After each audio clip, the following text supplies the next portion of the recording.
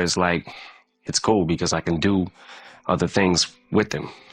Well, baby, Eminem might that song go in. Tell him what you like. Tell him what you be, baby. I be straight. One Grammy I have is for Crack a Bottle. I couldn't even have that without him. You know, and that's why I have so much value for. Suge Knight showed up with the crew of Mexicans. Fuck yeah, and I was there with the homies. Eminem was there. Eminem was ready to go. Oh yeah. Welcome to the Gossip Channel. Thank you for joining us on this journey. We're growing with you and because of you. If you haven't already, hit that subscribe button and turn on the notification bell to help us reach 1,000 subscribers. Once we hit that milestone, a special prize will be waiting for you. Stay tuned. And now, let's get into the topic. Eminem was that one rapper nobody dared to test, not even Will Smith. So when Will stormed that Oscar stage in 2022 and smacked Chris Rock, the world gasped. But the real question was, would he have tried that on M? Cause truth is, back in the early 2000s, it almost happened. And what went down after? Yeah, Will's probably still regretting it. Eminem wasn't just some loud white rapper. He came straight out of Detroit's coldest blocks. Oh yeah, no doubt, we're talking about a man who stared Suge Knight dead in the eye and walked away to rap about it. Keep watching, cause it gets way deeper. Before the slap, before the Oscars, before anyone imagined Will Smith snapping in public, he was America's golden boy rapper. This was the late 90s. Bill Clinton was still in the White House. MTV was the heartbeat of pop culture. And Will, he was untouchable.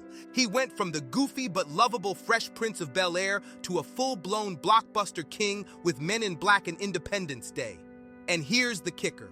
He pulled off what no rapper had done before, kept it squeaky clean, no profanity, no scandals, and still went multi-platinum while racking up Grammys. His 1997 solo debut Big Willie Style moved over 10 million copies worldwide. Then Millennium dropped in '99, smashing charts and bagging him another Grammy by early 2000. Will was living proof that rap didn't have to be street, vulgar, or violent to go platinum, and he knew it. So when he stood on stage at the 42nd Annual Grammy Awards in February 2000 and boldly declared, "I've never used profanity in my records. Rap doesn't need curses to win," the crowd cheered loud. But trust, not everyone in the game was clapping, cause in Detroit, a storm was quietly brewing. That same year, a 26-year-old Marshall Mathers, better known as Eminem, dropped the Slim Shady LP, a chaotic, blood-splattered masterpiece of lyrical violence, drug-fueled madness, and razor-sharp dark humor. This was mainstream America's first real taste of a different kind of white rapper. This wasn't Vanilla Ice. This was Slim Shady, a twisted alter ego born out of poverty, addiction, and pure rage. Eminem was everything Will Smith wasn't: dangerous, raw, vulgar, and unpredictable. So when M heard Will's no cursing comment, it didn't sound like harmless talk. It hit like a shot fired, a jab at rappers like him who didn't come from sitcom comfort or Hollywood lights, but had to bleed on tracks just to be heard. So in 2000, when Eminem unleashed the real Slim Shady, he came swinging, no filter, no breaks. Right in the middle of that soon-to-be legendary beat, he spit, "Will Smith don't got a sats in his raps to sell records. Well, I do. So fuck on him, and fuck on you too." It was raw, it was bold, it was aimed straight at the jugular, and it set the industry on fire. Radio stations scrambled to bleep it. Parents groups lost their minds. But the youth, they memorized every word, shouting it in school halls and playgrounds. This wasn't just a diss, it was a war cry against the safe, polished PG-13 version of rap that Will Smith had come to represent. And the message was crystal clear. Eminem wasn't here to play nice, but here's where it gets even deeper. Behind the scenes, M's shot at Will wasn't just about profanity. It was about power, about credibility, about who really earned the right to sit on top of the hip-hop throne in the 2000s. While Will was flying off to movie sets and strutting red carpets, Eminem was fighting a whole different war: court cases, death threats, addiction, and non-stop censorship. He wasn't just an entertainer, he was a survivor. And unlike Will, M didn't care about being liked or racking up Grammys. He cared about respect. That lyrical ambush lit a fuse, and from then on, the whispers started. Was Will Smith actually scared of Eminem? And the bigger question, what would go down if they ever crossed paths face to face? To most of Hollywood, Eminem looked like a gimmick, a bleach blonde white boy yelling into a mic, a cartoon rebel with an attitude problem. Will Smith, like plenty of others, figured he was just another shock value rapper destined to fade quick. But behind the curtain, the truth was way more dangerous. By '99, Eminem's rise wasn't just fueled by catchy hooks or headline-grabbing drama. It was backed by a deep, unshakable street alliance straight out of Detroit. His right-hand man, Deshaun "Proof" Holton, wasn't just a childhood buddy. Proof was a legend on Detroit's East Side hip-hop scene, a battle rap veteran, leader of the rap crew D12, and a man whose street cred was carved in stone. Proof wasn't just hyping Eminem up, he was M's protector, strategist, and the one who vouched for him in circles where your name meant life or death. When Eminem stepped into dangerous territory, Proof was the reason he could step back out untouched. In a city where being the wrong color in the wrong neighborhood could end your career or your life, Proof made sure M was untouchable in Detroit, and M's reach was about to stretch far beyond his hometown. In '98, Dr. Dre signed Eminem to Aftermath Entertainment, a power move that shook the hip-hop game. Dre, still respected for his NWA and Death Row legacy, had just found his new weapon. With Dre's beats, industry connects, and business machine behind him, Eminem exploded from a Detroit fire starter to a full-blown national phenomenon. Meanwhile, Will Smith had no clue that behind M's wild, clownish image stood a man quickly becoming one of the most protected and connected figures in the business. By 2000, M had already been in multiple real-life altercations, including that summer when he was arrested for pistol-whipping a man outside Hot Rock Sports Bar in Warren, Michigan, a move that landed him probation. This wasn't some staged rap drama. This was a man navigating real beef both in and out of the booth. Then came the major expansion, early 2002. A Queens-born mixtape hustler named Curtis 50 Cent Jackson got signed under a joint deal between Eminem's Shady Records and Dr. Dre's Aftermath. By then, 50 had already survived 9 bullets, been dropped from Columbia Records, and blacklisted by much of the industry for being too dangerous. Eminem brought him in anyway. With Dre's funding and Interscope's muscle, they built a powerhouse, G-Unit. Shady and Aftermath now formed a 3-headed empire that could end careers or protect their own with ruthless precision. So when Eminem barked on a track, it wasn't just his voice, it was Dre, 50 Cent, Proof, D12, Jimmy Iovine, and an army of lawyers, muscle, and strategists backing every single word. But Eminem's real test of fearlessness didn't happen behind a mic. It happened in the shadows of Death Row. Suge Knight, co-founder of Death Row Records, was infamous across the music world. A violent enforcer with Bloods ties and a reputation for making grown men fold. In the early 2000s, Suge still lurked over West Coast rap, feared by both artists and execs. Yet, in a moment later recalled by Compton rapper The Game, Eminem didn't blink. When Suge and his crew rolled in, the lights dimmed and the tension went thick. Suge stepped forward, flanked by muscle, uninvited. While others froze or slipped out quietly, Eminem stayed planted, ready to swing if it came down to it. According to The Game, M was ready for war, and 50, fresh off the streets himself, was right there to back him up. This was a turning point. Suge Knight had built an empire on pure fear, but now stood face to face with a white rapper from Detroit who didn't just rap about violence, he had the mindset and the muscle to match it. A lot of fans assume Eminem's security were just your typical suit and tie bodyguards hired for shows. But street whispers say otherwise. People close to the scene claim M had backup from Samoan gangs in Los Angeles, groups feared for their toughness and legendary loyalty. These weren't rent-a-cops. They were street fighters, nicknamed the Samoan Army, a crew known in South Central since the 90s for their raw power and unity. Meanwhile, Will Smith, he was playing a completely different kind of game. By 2001, Will Smith was hosting award shows, shaking hands with diplomats, and smiling for photos with presidents. His image was spotless, his brand polished to perfection. He wasn't built for rap beefs in dark alleys or tense parking lot standoffs. His moves came through agents, publicists, and billion-dollar studios. So when Eminem took a shot at him on a track, Will stayed quiet, because silence was the smarter move. By 2001, beefing with Eminem wasn't just a lyrical back and forth, it was going to war with an entire machine built to protect its star. From Dre's quiet but ruthless business plays to Proof's street enforcement to 50 Cent's rising empire, Eminem wasn't someone you tested, and Will knew it. By then, it wasn't just about who had the best bars, it was about power.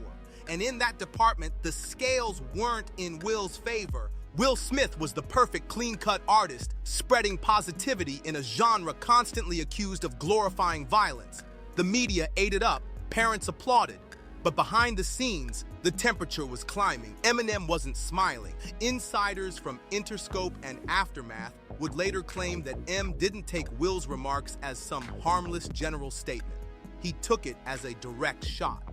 To M, it wasn't really about clean music. It was about control, about the silent war between two very different versions of hip-hop. One polished for primetime TV, the other clawed straight from the gutter.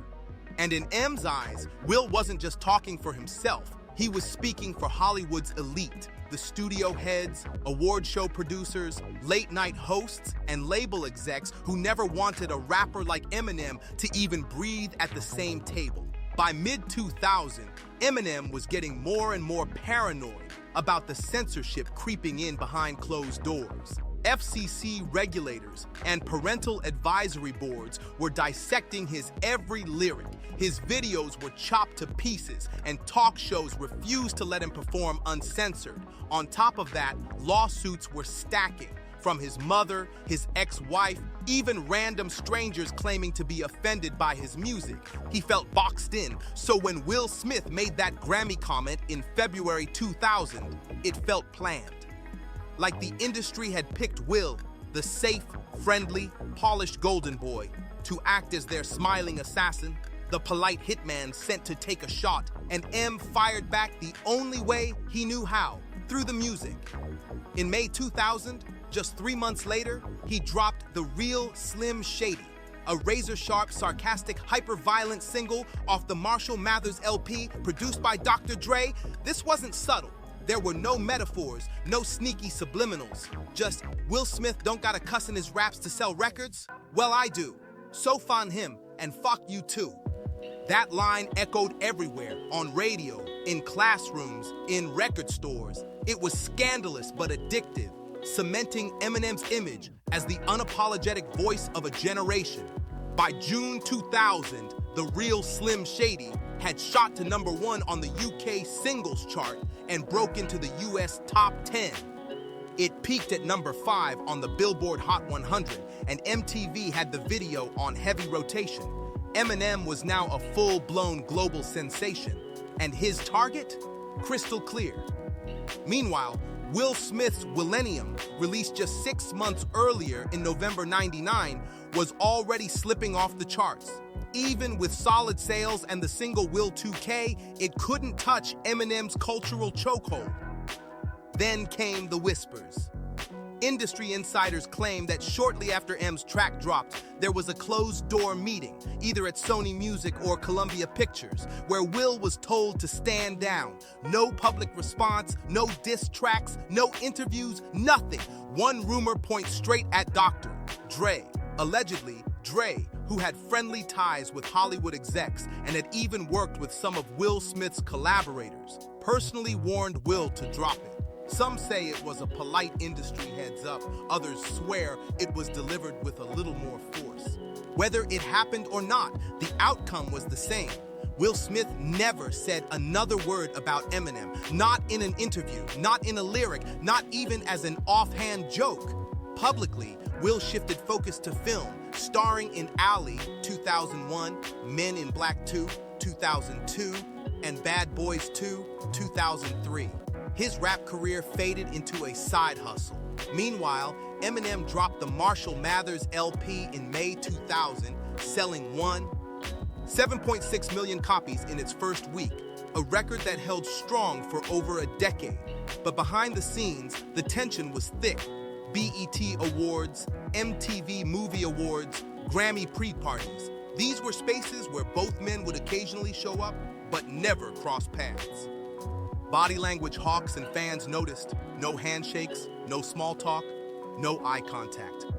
Eminem, usually flanked by Proof or 50 Cent, kept his distance. Will, typically surrounded by publicists and family, did the same. Hollywood insiders say event organizers even had to stagger their arrivals or seat them in different sections, just in case a stray comment turned into something they couldn't walk back.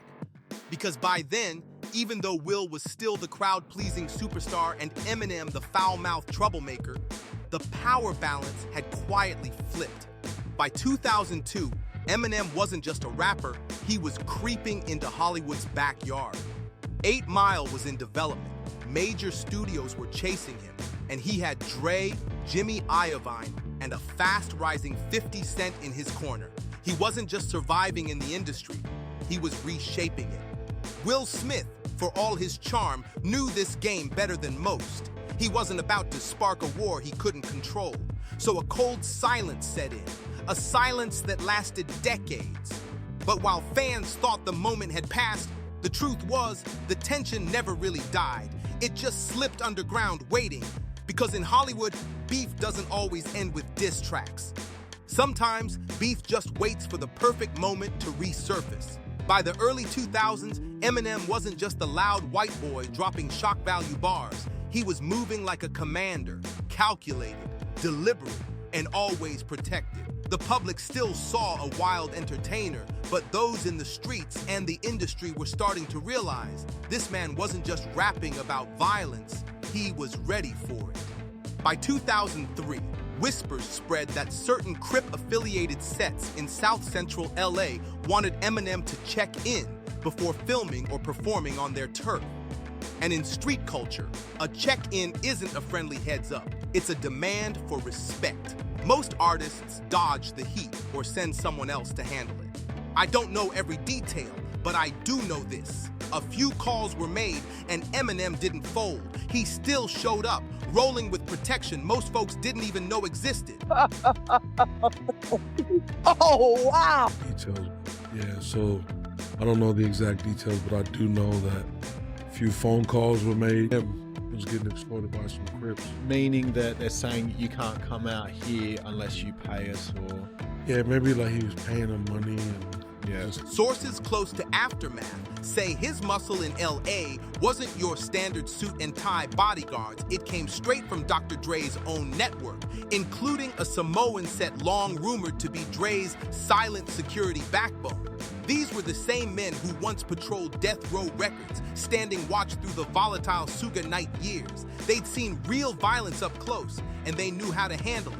Their loyalty to Dre ran deep, and that loyalty extended to Eminem, Dre's most valuable asset. But Eminem wasn't just leaning on Dre's reach. He was building his own fortress back in Detroit. His best friend and D12's frontman Proof handled everything, from shutting down threats to keeping opportunists far from M's circle. Proof wasn't just a rapper, he had real pull in the streets. If something went down in the 313, he was the buffer. In New York, Eminem had 50 Cent, already a street-certified name by the time Get Rich or Die Tryin' dropped in 2003. And with 50 came G-Unit, a crew from Southside Queens built on surviving real-life gunplay. Together, they formed a coast-to-coast alliance under the Shady/Aftermath banner. Insiders even claim Eminem personally funded parts of 50's early campaign, tour expenses, promotions, security, even manpower. Nothing was ever officially documented, but in a 2003 Hot 97 interview, 50 Cent said, "Eminem believed in me when nobody else did. He didn't just rap with me, he protected me." By then, Eminem had stopped moving solo. Whether it was an award show in LA, a party in Miami, or a press run in Chicago, his movements were layered. Private guards, street-connected allies, and trusted inner circle muscle. He'd seen what happened to Tupac, watched other artists crumble, trying to juggle fame and street politics without a real structure. M moved differently. He turned Shady Records into a fortress.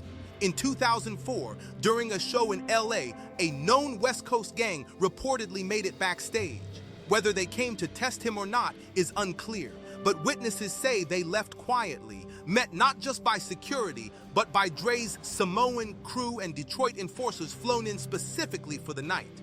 Eminem wasn't an easy target. He'd built real alliances stretching from Detroit to New York to Los Angeles, the three deadliest hip-hop battlegrounds in America. He moved like a man prepared for actual war, not just rap beef. Even his songs hinted at the life he was living. Tracks like White America, Till I Collapse, and Like Toy Soldiers dripped with metaphors about betrayal, surveillance, and the price of leading a movement people wanted to tear down. His paranoia wasn't for show, it was survival. Will Smith, protected by agents and studio walls, had probably never operated in that world. Eminem thrived in it. By 2005, people still debated whether M was just an unhinged artist or something darker, but those who had crossed him, rappers, labels, even gang affiliates, already knew the truth. Eminem wasn't just rapping about pulling up, he actually pulled up, with backup no one saw coming. So why did Will Smith even speak on Eminem in the first place? Some say it was jealousy. Others blame Hollywood pressure. Clean up hip-hop, protect your image. But here's where it backfired. Eminem made him look outdated. He made Will's whole approach seem soft, and worse, he exposed the fear hiding under that Hollywood smile. When Eminem hit the Grammys rocking a Free Yayo shirt, he wasn't talking to the suburbs, he was sending signals to the streets. The internet lit up, saying Will Smith wasn't built for this kind of war. And truth be told, they were right. After the infamous Chris Rock slap, social media went wild, memes everywhere, and one big question, would Will Smith have slapped Eminem like that? The answer, highly unlikely. Even though Eminem's older now, the stories from the 2000s still stick. Back then, he was erratic, unpredictable, and straight up dangerous. Some insiders even claim M once chased down a Detroit DJ who refused to play his music, weapon in hand. No arrests, no hard proof, but the stories never died. Eminem wasn't playing a role, he was the role. After their beef, Will's rap career never fully bounced back. His next albums barely made a ripple, while Eminem dropped The Eminem Show, one of the biggest albums of the decade. Some fans even believe Dre doubled down on pushing M harder after the Will Smith moment. Nothing's ever been confirmed, but all signs point to this. Eminem took that shot from Will personally and crushed him musically. Insiders claim Will admitted to friends years later that he underestimated M. And after the Chris Rock slap, some even joked that was Will unloading 20 years of bottled up rage on the wrong guy. Today, Eminem is a Hall of Famer. Will Smith is an Oscar winner, but one whose name still trends for all the wrong reasons. And it all traces back to a comment he made in 1999 about the wrong white rapper. Eminem never had to respond twice. One line in The Real Slim Shady said it all. Will never replied, because deep down, he already knew the truth. Eminem wasn't just the better rapper, he was the kind of man you didn't want to run into in real life. Some beef burns out in months, others stay alive for decades in silence. This one, it was over before it even started. Because with Eminem, sometimes one line is all it takes. And for Will Smith, that line aged like a warning shot. A warning he's probably still hearing today. Smash that like button, hit subscribe, and drop your thoughts in the comments. I'm reading all of them.